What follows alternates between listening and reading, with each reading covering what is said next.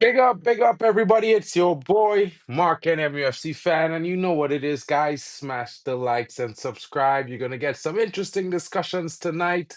We're going to be reviewing the post-match press conferences of both managers because they had a lot to say and a lot of interesting things to say at that, guys, because I think both managers were very honest. I think we all saw what we saw, and I think the managers expressed that openly. I think it was very interesting that they were able to do that. And I think that this bodes well for Trinidad and Tobago going forward. And of course, you know my excitement. You know what I think. You and everyone else, all of Trinis, all Trinidad and Tobago fans and Soca Warriors like me, we all think that, we need to improve. We need to do better. Of course, we need a lot of we need to see more. But what we saw in the second half is far different from what we saw in the first half. But let me not talk too much. Let me bring up what the managers had to say. That way we could examine it all together and we can go through it and hear and see what is the fuss, all the fuss about that everyone's talking about.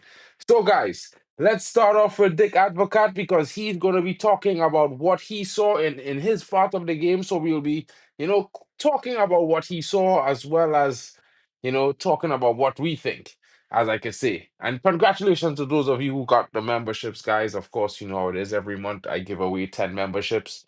And of course, if you're a lucky one to receive one, shout out to you and welcome to the channel. If you're new, hit the subscribe button and make sure you click all so that you can always say when our boy is live and get the latest in Trinidad Tobago news, Manchester United news, and of course, football news because who knows, we might be watching Germany later on. You never know. So let's hear what Dick Africat had to say. Quite exciting with the crowd to see so many exciting people there to watch the game. The game, the first half, I think we did well.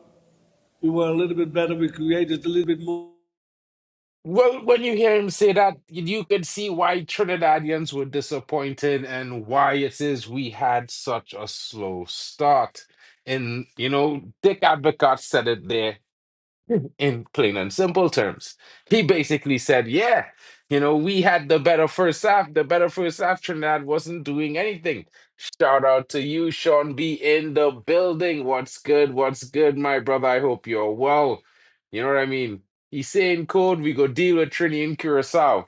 Well, let's listen to a little bit more of what he had to say because I think we could flip this around. And of course, we're going to listen to what Dwight Yorke had to say. And I think Dwight Yorke has seen what we have seen, and I think he has a plan. More chances than Trinidad, but the second was totally different. Trinidad was a much better side, create enough chances, but lucky-wise, till 10 minutes before the end, we came back a little bit.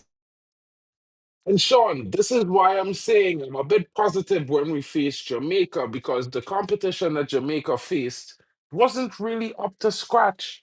And the level of Curacao went from a regular Caribbean team to one of the top level Caribbean teams in the space of 2.5 years. And that was all due to their laws and the ability to attract players from the Netherlands. Their entire team plays in Europe. So you can see how good their football was, but they really weren't that threatening to Trinidad and Tobago. And Dick Advocat says that here. And he also says that they were lucky. He stresses that they were lucky that Trinidad didn't score a goal in the second half and they were able to get a good point. But we were lucky that the second half they didn't score the goal because they had the possibilities.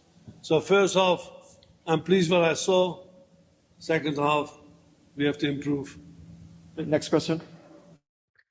Well, as you can see, it's what it concerns you, it's what concerns me, but it also concerns the manager because he saw that when the Trinidad team came out with confidence, the level was levels above what they faced in the first half. You can see it on his face. That's no joke. And of course, he does have a plan. He's a very experienced manager. But let's hear. Let's hear. Go ahead, James. Looking around Concacaf, people look at this group and it's difficult to see who's going to come out on top of this group. When you look at this group, what do you see in this group and how difficult are the chances of qualifying out of this group for countries like Trinidad and Tobago and Curaçao? Yeah, there's Basically, if you guys didn't hear the question is, being an experienced manager that you are, and coming into the CONCACAF region, the level of football and quality in teams that you have seen, and with the quality of your team and what you have faced against in Trinidad, what have you seen? What do you think about your ability to qualify with Curaçao? This is the question that he was asked. Just so you guys know. difficult to say. Normally, if you have a 1 point in an away game, then you do well because most of the teams are winning the home games. We still have to do it because we have seen the second half what Trinidad can do. But then we have the home advantage, and next And that might be what you are alluding to, Sean. We are going away to Curacao in a few weeks in October. And it might be a situation where they might use full advantage of their home advantage, which we certainly didn't capitalize on. And he's alluding to that as well, that they would be planning to do so. month But we will see what we can do. But we still we still have have a to game see next what he week. can do. All right, next question. Go ahead.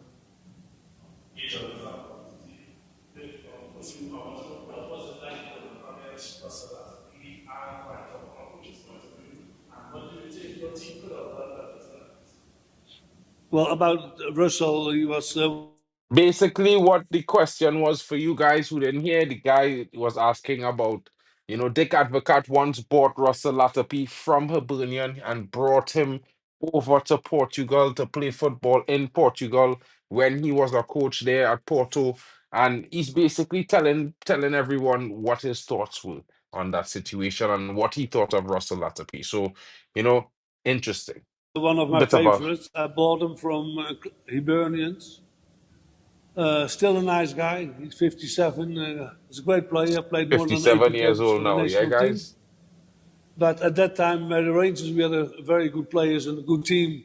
So he was not a regular.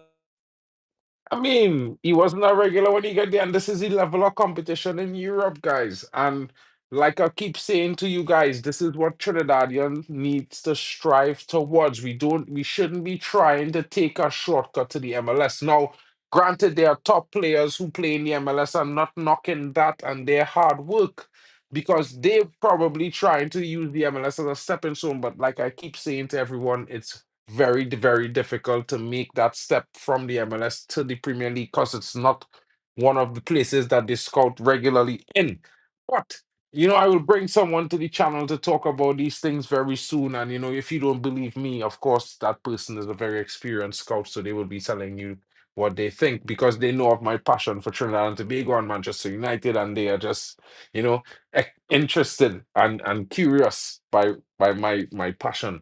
So interesting enough, guys. We will have that coming up very soon. But let's continue. At that time, and I think he had some injuries as well. But when he was fit, yeah, he was a very, Shout out to you, very good Josh. player. I Besides say that, he you was a might really end up nice with one guy of the as free well. memberships. Maybe when I gift away some next week, you might get one, bro. What do I think?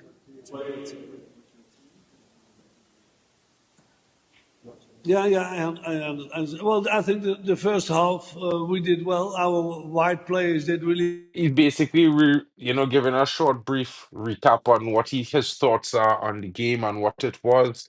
Of course, for those of you who don't know, Dick Advocaat, the great Netherlands coach. He's now the new coach of Curaçao, a Dutch Caribbean island, and a lot of their players come from the Netherlands and in the Eredivisie, which immediately leveled up their team, and now they are one of the teams that are competing with Trinidad and Jamaica for top spot, and they just got a point away at Trinidad and Tobago in Port of Spain to get a nil-nil draw. well. Luckily, at the end, to be honest. Second half, I didn't see both. So then, and Trinidad was much more sharper the second half than the first half. That had also to do with the way we played. So we have to learn from that. And we were a little bit lucky with the 0-0. All right, final. Keep telling you guys that 0-0 was a lucky situation. Let me skip ahead, guys. And Half but with the anyway, crowd behind the way Trinidad start playing. yeah, the first 35 minutes we had a lot of In the problems. second half, we was The last dominant. 10 minutes we came a little bit back. But at the end is 1 point for us, Point a for good us. point. A really All good right, point for them. What? Josh, I'm telling you, Josh, men don't understand it, Josh. They don't understand it because Yeah, but when if we I played tell you at that, then when you we know that played for at next game. Netherlands, when we played this team, yeah, I think it you're was pretty a much whole spot on. different I ball think game. But let me if hear you what York had ask to Dick say, Josh, because we will himself, discuss he that would just say now, that Josh. there We're is going a to talk game or about two that what you're out. saying there, Josh. For whatever reason, we wasn't at the races first half, and we had to get hold of it and get gripped of it as quickly as possible. I thought they controlled the tempo of the game first half and really sort of pushed us back. And we tried to come up with a solution as quickly as possible, but the reality, I'm not so sure, and it's not an excuse. And it's one of those things, guys. Like, I know we all have great expectations, high expectations, because we know we've seen quality players in Trinidad and Tobago, Josh, and Sean, and all of those watching. But it's one of those things where I keep reminding you guys, for those of you who are English football fans, I'm a Manchester fan, and Manchester going through it right now. We in a rebuild, and it's like from bad to worse, and hopefully it's improving. But when I look at the situation with Trinidad and Tobago seems to be in a similar sort of a rebuild. The only difference is I think they are ahead of Manchester United because the current couple of players, they were not really a disciplined bunch before. Dwight Yorke came into the picture. They came into games and we would cluster up around the ball in moments, and of course we were scoring goals on the Angus Eve and stuff like that. But we were conceding lots of goals, and he was tinkering with the squad weekly, and I don't think that was improving the players, togetherness and the ability to have team chemistry and play well together. And since Dwight York came in, I started seeing Trinidad starting to look like we trying to play on the front foot rather than reacting games. And he keeps talking about it, and I know he's hammering it into these players because, guys, Trinidad now has four coaches from Manchester United in this coaching staff that Dwight York has. Two of them were senior coaches in the under 21s that develop a lot of top players like Marcus Rashford and the likes. Now, I'm not saying they're going to make a Trinidad player like Marcus Rashford, but maybe they could make a Trinidad player better than Marcus Rashford. You never know what could happen. So we need to have a little bit of patience and a little bit of faith. And of course, we want to qualify for the World Cup. But if we happen to end up in the playoffs, it's not the end of the world because we do have 4 years again. And these players are young. A lot of these players, like Rio Cardines, he's going to start, making an impact in the Premier League for Crystal Palace, who have shown that they are here to compete, winning the FA Cup last season, and he received a medal for that. And he's all now starting right back. I don't know if if Alvin Jones is going to get back that position from this guy because he's seemingly trying to stake his claim to it. And maybe Alvin Jones might have to try playing further up the pitch as a winger, maybe on the left side where we are weaker. But we'll have to see how that works out. But let's hear more about Dwight Yorke had to say. And I think Dwight Yorke is being very honest in his analysis of this team. And we need to give it a little bit of time. You Excuse know for what I my mean? players, but I'm not sure if there's some nerves kicked in earlier on and the expectation uh, with the country, the crowd. It's not something that we have seen in Trinidad for quite some time. But as I said, it's not an excuse. They got to live with that. And certainly, second half shows that once they get, a foot into the game, shows that we have quality going forward, and we're a bit on. Well, yeah, I mean, Sean, you might think so, but I think we starting to see a lot of quality in our possession of the ball recently, Sean. We have to be honest. We weren't seeing that for a long time in Trinidad football. Even under Angus Eve, when we were scoring goals, it wasn't it had some scrummage moments. It had some scumbag moments in those games. And with Dwight, with this new team, and although this might not be the finished team or the finished article or where we keep what we capable of, because like I keep telling everyone, guys, we need to stay positive, and we need to make suggestions. And guys, when I say this, each and every one of us is Trinidad. We are small nation, guys. We are close knit nation, and we have a resource that a lot of islands don't have in Borussia Dortmund Academy that is now in Tobago. We need to find a way to create, to bring them into, to make them have a team, or maybe two or three different teams, a A team and a B team, or a C team, in the school league competitions at all levels, under 14, under 12, in the second division, in SSFL school, the big leagues. You know what I mean? And we need to let them have a pro league team, if not two pro league teams, a A team and a B team. That way, they will provide that technical know-how, and they have their systematic training methods and them systematic way that they play.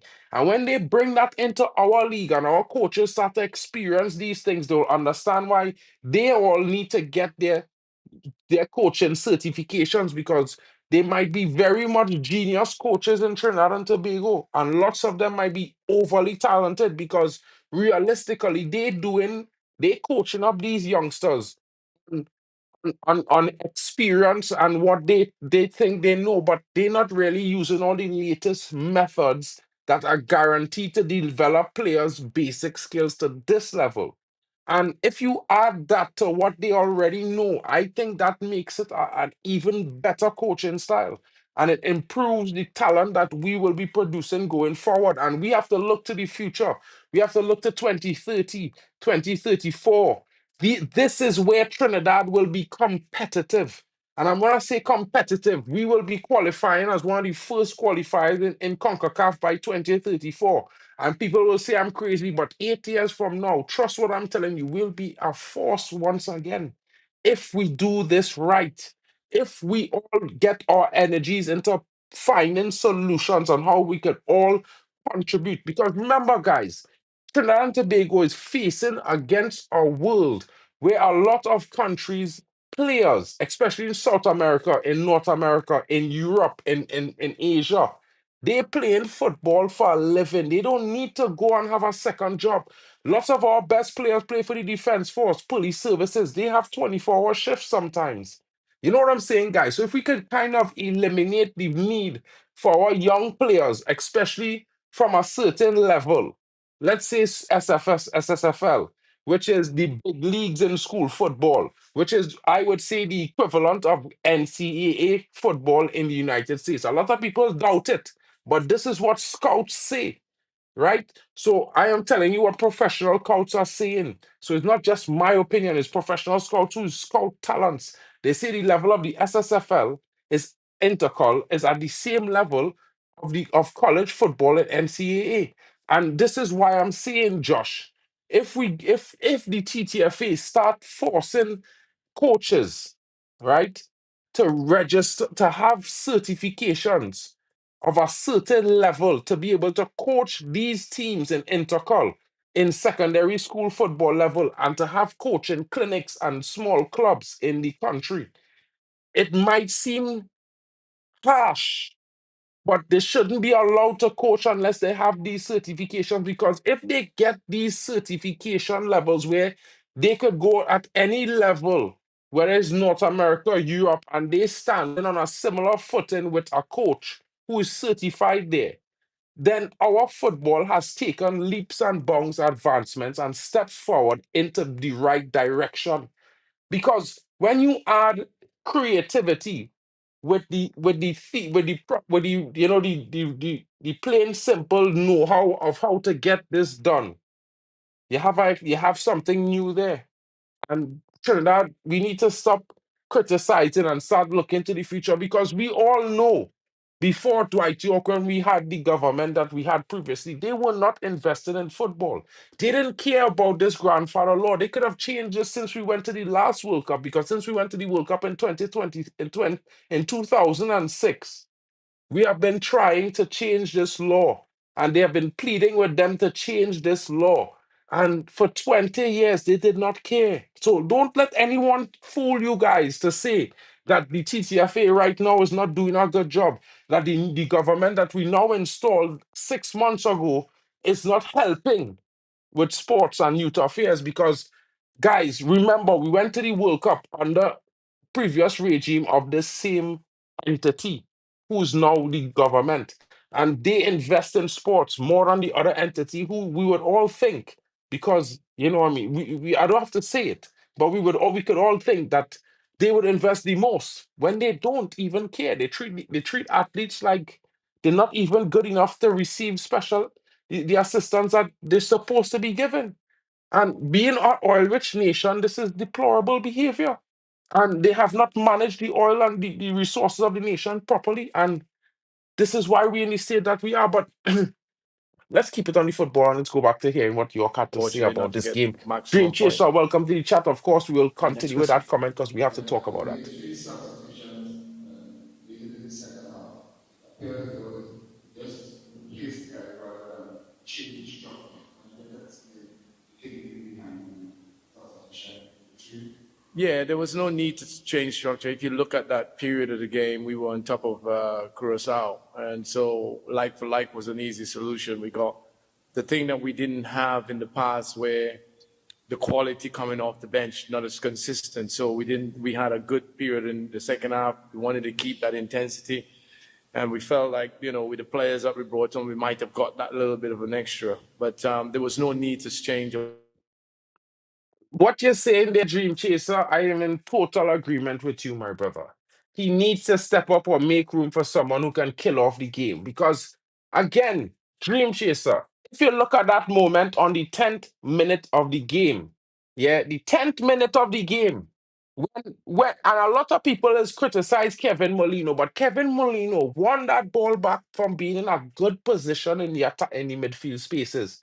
And he played Levi in perfectly. And instead of dribbling, all Levi had to do was play the ball across the face of the goal or take a shot. One or two choices, not dribble there. Shoot or pass. And he could not decide. And yes, I totally agree with you, LeBron. Levi is a winger. This is where he did his best work at Advocaat. In the Dutch league in the Eredivisie, he was once for 7 months the top scorer in the Eredivisie with 17 goals and 13 and I think it's 11 assists, if I'm not mistaken. And he was playing off of the left wing or the right wing. So when I see Levi playing at strike, I'm not really pleased by that. I really and truly, I really and truly, I asked York a question, you know, to which he replied, he needs more options up front. And I really asked him if Levi really is what we have to deal with as a striker. I think he's better suited off the wing. I think we should be playing Nathaniel James up front as a striker. I think he has the energy. I think if he plays there, he will develop. He is a young guy with a lot of talent, and of course, yes, he is also a winger. But I think he's a little bit more goal oriented in front of goal than Levi, and I think that maybe that might be an answer going forward. But there's also this youngster, the Nigerian born striker Obi Kuru. And maybe Obi Kuru, like you're suggesting here, maybe he should be starting. But Dwight Yorke also alluded to that. He's looking for options. Of course, he's seen a little bit of Obi Kuru.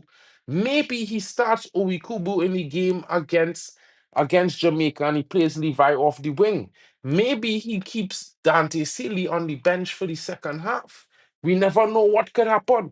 But what I can say to you guys is that I think, look, going forward, honestly, Jim Chaser, I understand what you're saying here about Rampasad, but to be honest, I am not the one of those guys that think Rampasad's best ability is forward passing. I think what he really did well in that game that is being underrated is that he was able to hold the ball in moments, you know, create a bit of space for other players while resisting the press, and then feed the ball out into a safe space.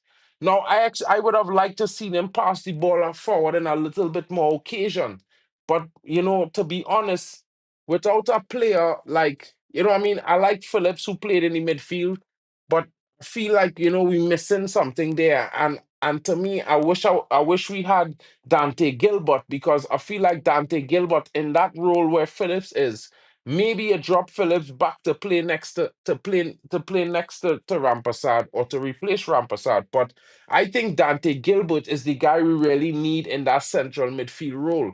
And a lot of people might not know it, but Dante, he has very good vision on the ball and a very good passing range. You know what I'm saying? That's just me. Levi just had to put the ball in the end. Cafu, John Terry, Dennis Lawrence, all defenders, they score goals. 100%, bro. He just had to put the ball in the end. 100% agree with you there, broski. And I can't say anything else because I was screaming at Levi in many moments in the game because I felt like there were some moments that he was trying to do too much, and rather than just keep it simple. And this is the same thing why I'm not a huge fan of Amad Diallo because I think Amad Diallo, because he overdoes things sometimes, it takes away the opportunity from Man United scoring a team goal because it's like it's almost as though these guys have to score for the team to score the first goal. It's wild, it's weird, and it's uninteresting. But guys, some more questions and answers from Dwight Yorke for what you guys may thinking because he did mention some interesting parts. So let's hear what Information he when had you're to on top say. of a team. So that was the reason why we stayed with it, because it was clear to what we worked on, and certainly second half it shows.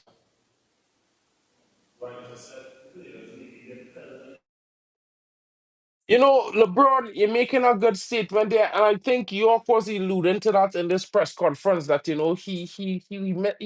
would like to see more of Stefan Yates, but he was really disappointed in the fact that we did not have Payne. And I don't know if you know about Payne, but this guy is like Alessandro Martinez. He has a good passing range. You know what I mean? And in Dream Chaser, World Cup football, club football, any kind of elite football, goals win games. People say defenses win titles, but maybe in moments. But if you don't have goals to lead the game, you can't defend the lead and win. You understand what I'm saying, bro? So I totally agree with you on these things. 100%. You know what I mean? They're asking about the expectation and if the team was a I little think bit they're a little bit intimidated disappointed. or As I said, unsettled. listen, we're not going to kid ourselves. Everybody expected us to probably get 3 points, and when you're playing in a competition like this, you want to take home advantage as much as possible. But it's never going to be easy. We know the group that we got drawn into. Um, we need to be at our best. We wasn't at our best in the first half. I think that was well. And Dwight Yorke is very honest. Well, let's discuss that. We'll discuss that right just in 1 second, bro. Because, bro, to be honest with you, I don't understand it. I really don't understand how come they are doing so terribly. It's wild. You know what I'm saying? It's really, really wild, to be honest. And honestly, I think the only thing I can say is that hopefully they start doing better eventually. You know, when we look at the situation of the game, guys, because I wanted to take a look at this game and show y'all, yeah. And to be honest, when you look at this setup here as we are playing against that team, the setup is like a typical Dutch team. A typical Dutch team, or typical Dutch teams play a back three or a back four. If they play a back three, they have two men in midfield. They play a box midfield. As you can see, there's four men in a box here. There's the attacker there. Of course, they was playing with he was not playing with a box midfield, but he was playing with a two-man pivot. You know what I mean? He have his two wingers and he had a striker with a support striker because he was not really playing a 10 in that game. And to be honest, when you look at the Trinidad side of things, it gets pretty interesting, guys. Because again, Trinidad and Tobago, they had an interesting performance in the game. And when I say that, guys, I say that because, sometimes we have to look at things in a different perspective. And Trinidad and Tobago, being the team that they are, we in a recovery phase in our football period. And I think that we need to be honest with ourselves, and we need to understand that it's not going to be the best thing to expect too much from a team that's just trying to find themselves. Now, like I say, I agree with you. Daniel Phillips had a pretty good game. He shocked me, and I think playing higher up the pitch is a better situation for Daniel Phillips. I mean, when I was saying drop him back down, because if you fit Stephon Yates or you fit a Dante Gilbert into that central midfield role, then it makes up a situation that either you're going to start, is either going to drop Phillips and start and keep Rampasad, or you play Phillips where Rampasad is. The only thing is, I think Phillips in the heart of the midfield, higher up the pitch rather than lower, because he likes to hold the ball and take a step, dribble and turn on a player and look for a opening. I think that gives him more of a impacting role in the game. So I kind of liked what Dwight Yorke did with that when he had him there. I think that did well and that boded well for the team. And of course, I think we would like to see Payne come into this team. I mean, Tremenham had a really good game. He was solid. But against the likes of Casey Palmer and these guys from Jamaica, I don't think I would like to start Casey. I don't think I would want to start Trimmingham. I would prefer to start Payne if he would be available for the game. I would start him in that central position because he's a little bit quicker defensively. But I mean, other than that, if he's not and Trimmingham has to play, I think he will get the job done. Having Rio Cardines next to him gives him that support. I think Rio Cardines is starting to mature in that right back role. You know what I mean? Noah Powder it was impressive to me. I think Noah Powder deserves a huge shout out because Noah Powder showed a certain performance that for me was basically one of those things where we could say to ourselves, hey, this guy, maybe playing in that deep left back, kind of left wing back, kind of left deep midfield, left defensive midfield role, is interesting. Gilbert did get the seed. Well, Sean, what I'm trying to say is that Gilbert is part of the team. Dwight Yorke and his coaches have taken a liking to Dante Gilbert. But Dante Gilbert said to York that he needed a few weeks to sort this move out that he just moved, so he was unable to make it for this window. But he will be here for the next window. And this is why we look at that's why I'm saying what I'm saying. And yes, Dream Chaser, Jamaica's goalkeeper is not world class. If we could put some proper shots on target, we could definitely be getting a good result. And the reason why I'm saying this to you guys is because this Jamaica team is not the strongest Jamaica team. You understand, guys? In this window, they are missing around seven or eight key players, including Mason Greenwood not showing up. So for me, this is a Jamaica team that it's not scary. It's not that Jamaica team that we have to say, hey, we got to try to scrape a draw.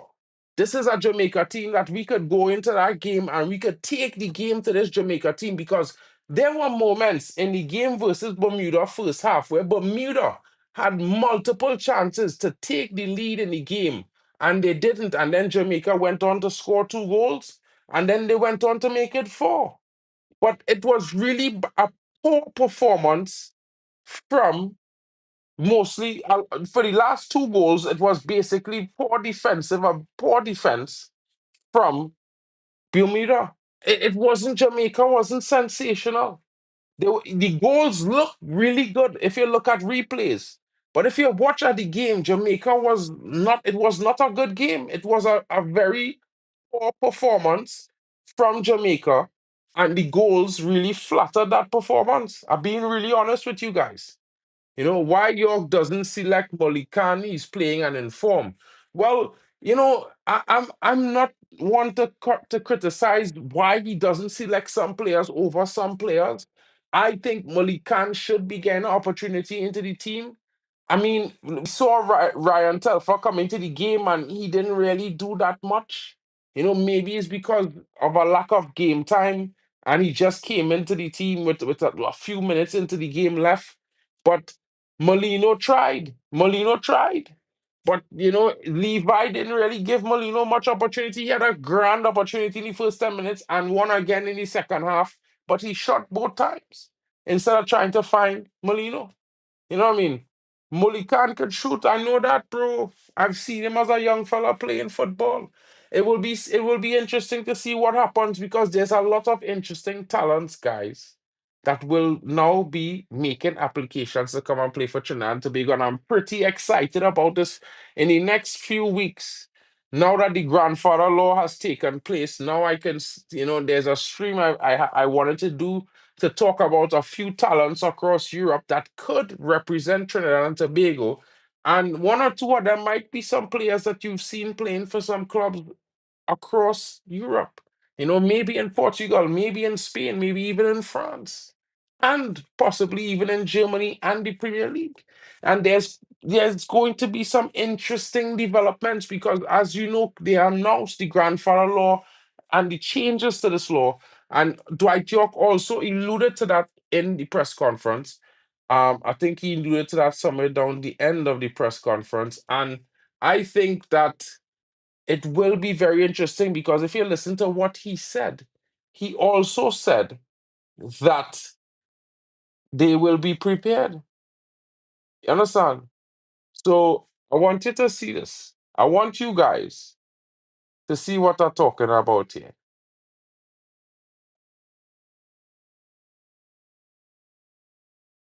right? I want you guys to see what I'm talking about here, what Dwight York said. Yeah, listen, the mindset is good. We had over the last few months, we had a lot of good games against Jamaica. I think that is the difference between the two teams is very minute. We know Jamaica is obviously the number one seeded team in the group.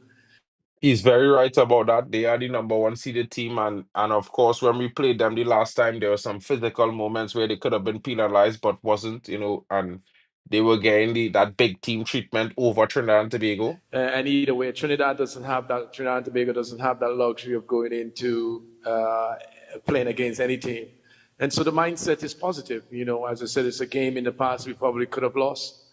I've got to make sure that the players stay positive, and that's part of my job to do that. The backroom staff will all do 100%. that. We'll be on hand to make sure.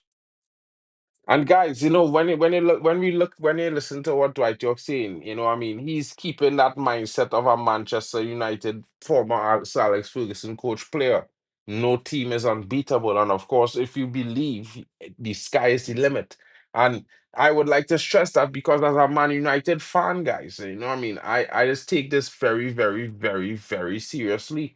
And as a Trinidadian, I take my Trinidad football very, very, very seriously at the same time because for me, guys, it's one of those things where I can't see myself ever saying Jamaica is a better team than Trinidad. So it's difficult just considering that, these games are games that, we could possibly face a loss.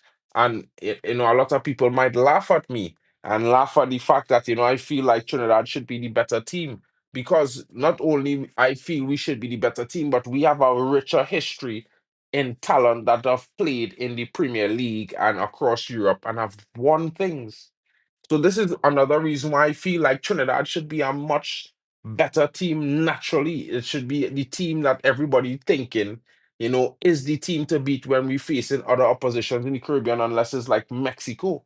And I even would say that above the United States of America, guys, because at the end of the day, if you look at American players, they don't really last in the Premier League or in Europe. They usually plateau after 18 months and then disappear. They fade into mediocrity. And we have players who led Coventry to their first ever League Cup, led Nottingham Forest to FA Cup in Stern John. We have players who've won European Cups and Portuguese Super Leaguers like Russell Latapi. We have Dwight Yorke who's won trebles in the Premier League and he won the UCL. He was the top scorer, top assister in all competitions that season. It was ridiculous that Rivaldo was given the Ballon d'Or that year over Dwight Yorke, but a lot of people wouldn't remember that. They would look at Rivaldo and say he won a Ballon d'Or, but they didn't know that that Ballon d'Or was a gift and was robbed from that man, Dwight Yorke. But yeah, let's continue the presser, guys, Sure because that we they have to dust get through to themselves the down, end of put that this. result behind them, and it's all about concentration now to try and get a good result against Jamaica. We respect Jamaica, but we don't fear them, and I don't think that they're in a Key point, we respect Jamaica, but we don't fear them. And these are the things, these are the mental traits, and the certain things when you hear these things, that this guy breathing this kind of energy into this team is what the Trinidad team need most right now, guys, because we need to set our mindset that we could beat anybody. As long as we play our game, we could beat anybody. And once these players start getting in this mindset as a normality, Trinidad football will go places. Trust me, guys. I know what I'm saying. Real healthy place themselves, despite the result today. They won't be really looking forward to be playing against us if we perform the way we can perform. Certainly, when you take a look at the second half, I think they know that they're going to be in for a very, very tough game. But, that's 100%, and that is right. What he said there, guys, is 100% correct. Jamaica coach right now looking at the analyzing the game between Trinidad and Tobago and Curaçao, and he will be saying to himself, it was not the best situation to play Bermuda in their opening game. Because now they're gonna face two teams that are 2 and 3 times stronger than that Bermuda team. And he's not sure if his boys are up to that task. Because I keep telling you guys that 4-0 win for Jamaica was flattering. If you watch the game, Jamaica was poor. They was lucky they was not facing a team with a clinical striker because then they may have gone goals down. Or it may have been a 4-3 game or 4-4, 1 point because Bermuda missed goal mouth chances 3 times at the end of the game. They kicked the ball over the bar from in the 6-yard box, guys. So you have to understand. And the Jamaican defense was properly beaten in those 2 occasions. You understand? So I try to tell you guys, it's not that bad. But listen, this is and the to interesting qualify part. for the World Cup, that's how it should be. There is no easy path or easy road to qualifying for the World Cup. And, tonight is just another example of how the challenge ahead that we got to make sure that we be at our best at all times. We have time for one more question. You see that statement there? We have to be at our best at all times. That is where it matters, everyone. And Jim Chaser, we are talking about this for the longest while. They don't have the star power. Most of the top talent was unable to make it in this window, so we need to capitalize. We get 3 points over Jamaica, guys. Our whole World Cup situation changes. Our whole World Cup situation changes. Oh my goodness. Big up, shout out to Ray Carl Brown in the building. Shout out to you, my Manchester United brother, of course. Katishan in the building, you know what I mean? St. Kitts and Nevis in the building. Shout out to you, broski. And congratulations to those who got the gifted memberships. Halftime with Vegeta over at Kick TV. Sosa, who's always here, and of course, the waiting room and JB. It will be interesting for you guys if you're around. Be sure to thank, you know what I mean, Ray Carl Brown for his generosity. Remember, Jamaica could have scored 7 or 8 goals in the Bermuda game. Take off the blinders. Devon Porter, I don't know if you watched the Jamaican game like I did, but Jamaica in the second half probably could have scored 6 goals. But in the first half, they could have conceded 4, and they could have been 3-0 down. If Bermuda had a clinical striker, Jamaica would have been down in the first 50 minutes, 1 goal to nil. And this is not this is a fact, Devon Porter. And there were chances at the end of the game where Bermuda kicked the ball over the net twice when they were 2-0 down. 2-0 down at 70 minutes, their attacking midfielder kicks the ball over the net, over the post. And he was in front of goal. And this happened a second time with their striker. And you cannot tell me, Devon Porter, that it is not a bit worrying to know that Bermuda, who's probably the worst team in CONCACAF, probably could have had a draw against you if they had scored 1 or maybe 2 of those goals that they didn't score. And while you did win 4-0, I still say to you, it was very flattering to Jamaica. And you might disagree, bro, but trust me, when you see that game against Trinidad, you will understand why I'm saying what I'm saying. But not only that, but stay tuned because there's some interesting news that you don't know that's going to come up here right now. And when Dwight Yorke says it, everybody will understand what is going to happen in the next 6 weeks for Trinidad and Tobago. Yeah, as I said, I'm not sure. I think we're going to do some due diligence work and have conversation with players. I'm not sure whether the crowd was overwhelming or the nerves get the better of the players. We haven't seen football at this level for a long time with the crowd that is expected. Hold on, guys. Yorkie talk about that, huh? Oh yeah, Devon Porter, Yorkie's your boy. Well, I mean, Yorkie's the hero, bro. You know what I'm saying?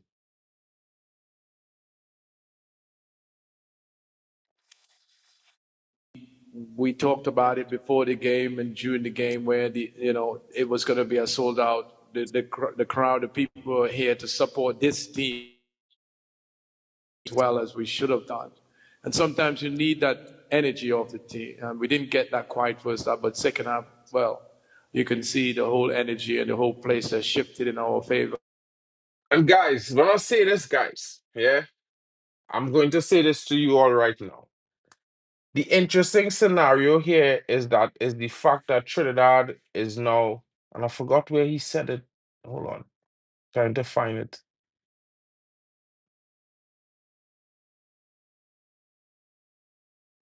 Despite the result today, they won't be really looking forward to be playing against us if some of these players haven't been in this environment either. So it was clearly the better team first half, but second half we were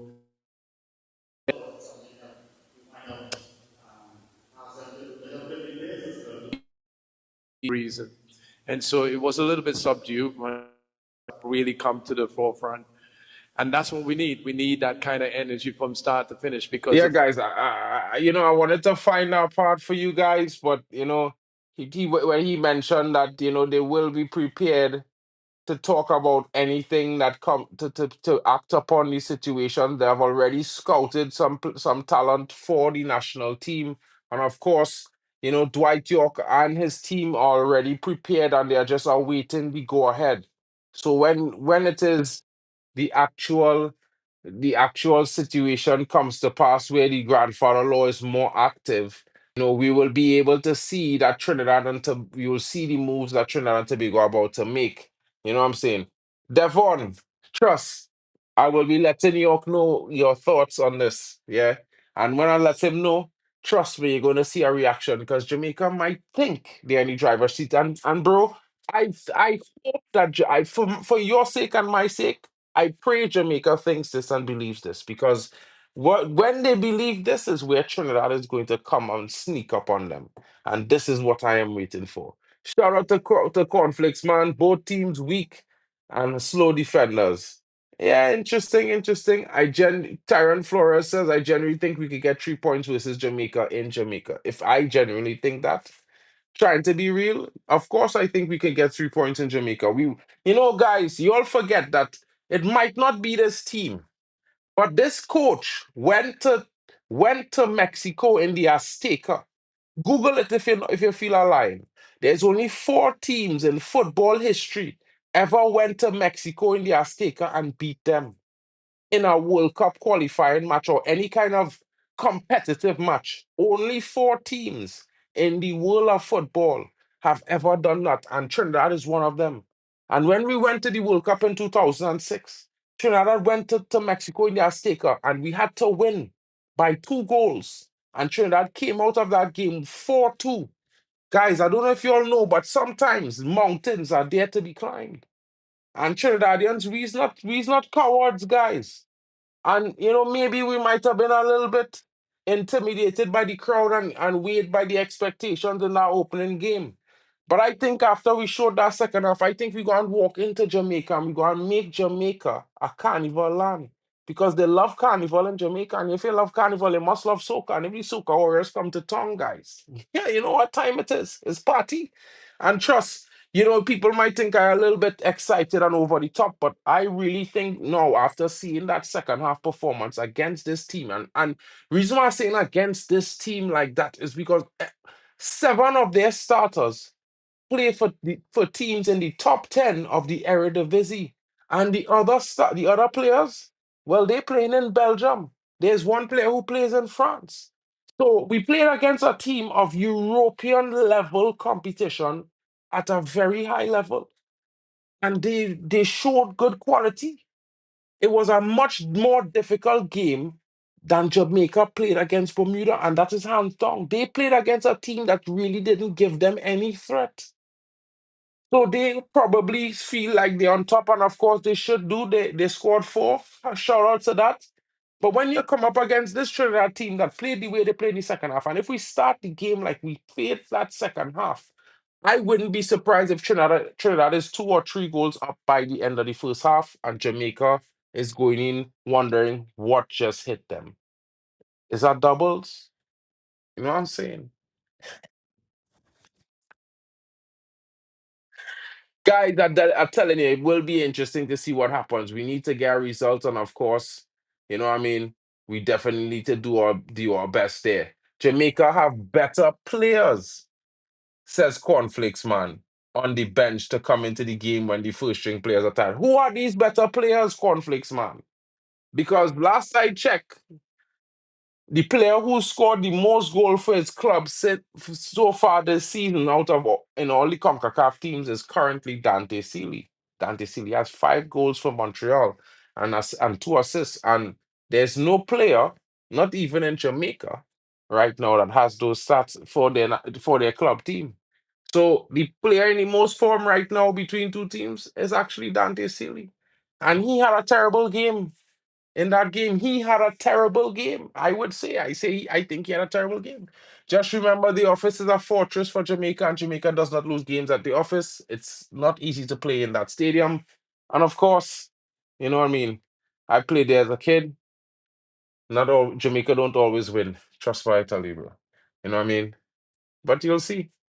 He'll be super happy with a point. Gray, etc., will be tough to handle. Yeah, Damari Gray is not there. He did not show up to training. He's not part of the camp. So there's no Damari Gray, bro. Damari Gray is in Saudi right now, still. Yeah. There's no Damari Gray. There's no Mason Greenwood. There's no, you name them, there's none. There's no Leon Bailey. You know what I'm saying? There's no Pinnock. There's none of those guys. So I don't know who's your bench, bro, but it's all Jamaica-based players. My brother, if you don't know. Yeah. Trinidad got a result in El Salvador with Akers Eve, beat Guatemala in Guatemala with Stephen Hart, so York could get the job done in Jamaica. Of course, Dream Chaser, you know what we're saying. You understand how it is go. You know what I mean? Kirby Anderson says that was in Trinidad. Okay. Well, okay, Kirby Anderson. I just think that this team might be a better away team. But that's just me. Maybe they will prove me wrong or they will prove me right. But we'll be here on Wednesday night to see Jamaica lose the first night. So in the office, it will be a tough day at the office for the Jamaicans. Trust me, the Reggae boys will not be too happy because there will be soccer playing at the end of the day. Trust what I'm saying. I expect Jamaica to beat Trinidad 2-0. Conflicts, man. I'm going to revisit this because I am telling you now, this is my prediction for the game. And if anybody watching, I'm gonna say it loud and proud. Trinidad will win this game with a 4-1 scoreline. It's going to be a 2-1, a 2-0 game at halftime for Trinidad and Tobago. Of course, Trinidad will score a third goal, then Jamaica will score a goal, and the game will get a little tricky, but then we'll score another fourth goal. It's going to be a bloodbath for Jamaica. They are going to cry tears because they are going to be defeated thoroughly at home by the Soca Warriors. Trust me when I say that. Yeah. You'll see. Jamaica missing 6 of the starting 11 players. Right now is the men of the bench who's starting for Jamaica. So I don't know what this guy talking about, Broski. I don't know. I telling you. But right now, Trinidad is a team that gaining confidence and gaining form and gaining a momentum. And Jamaica is not that. Because Jamaica is still not the finished article yet right now. Morris, it could be the A side or a B side. A win is a win. 100%, bro. I don't care if it's the B side. We beat them, we beat them. No Grays in Birmingham. He picked up an injury and had to miss games. Yeah, Devon Porter, well, I didn't know he played for Birmingham, bro. I thought he was playing in Saudi still, you know what I mean? Those shoot, man. But yeah. Who we going? We're saying here, Tyrone. Who we going with in the middle of the park alongside Phillips? Well, Dwight Yorke has alluded that he's going to check to see if of Payne's availability because he did announce him as part of the squad. And of course, I would not mind seeing Stephanie come into the game as a starter. I think he might just start Stefan Yates in this game. Stefan Yates is a little bit more physical, a little bit more of a tricky player than Rampersad, and I think that might be it. Yeah, bro. Sorry, bro. I didn't know where if Gray was with Birmingham or if he was still in the Saudi league or not, bro. So my bad on that. You know what I mean? Jamaica 1, Trinidad 4. Yeah, that's my prediction right there, bro. That is my prediction for the game right there. It's going to be an interesting game because I think Dante Sealy is going to score the first goal.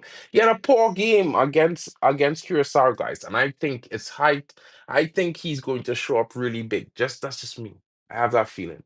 Just remember, Jamaica don't lose at the office.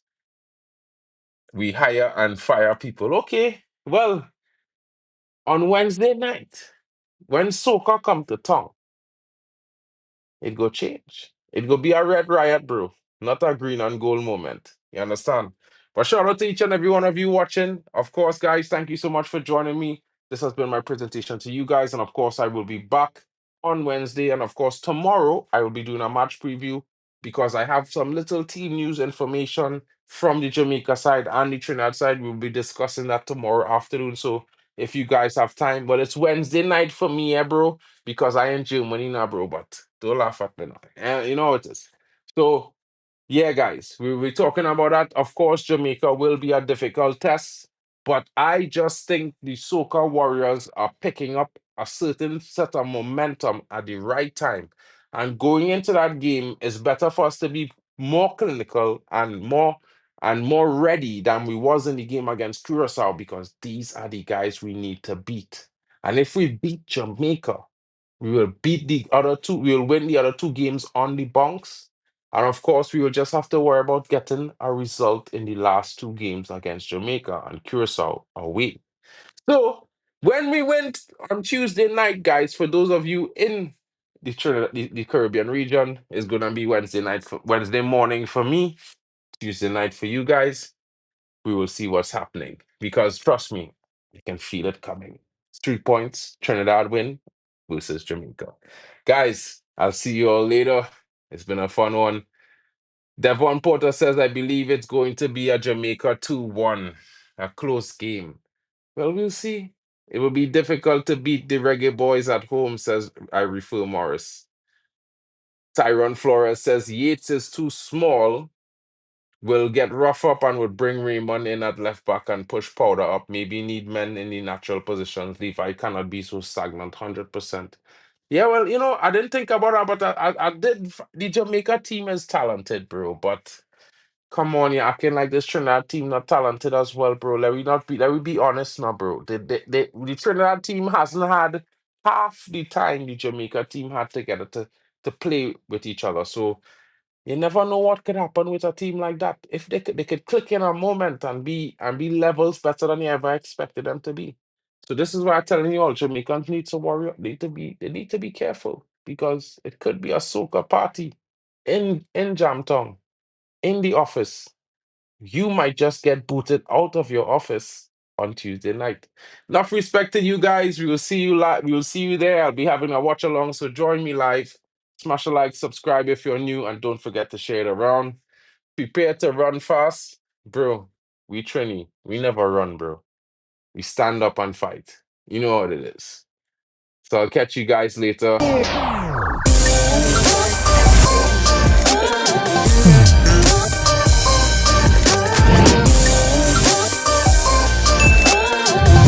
Baby.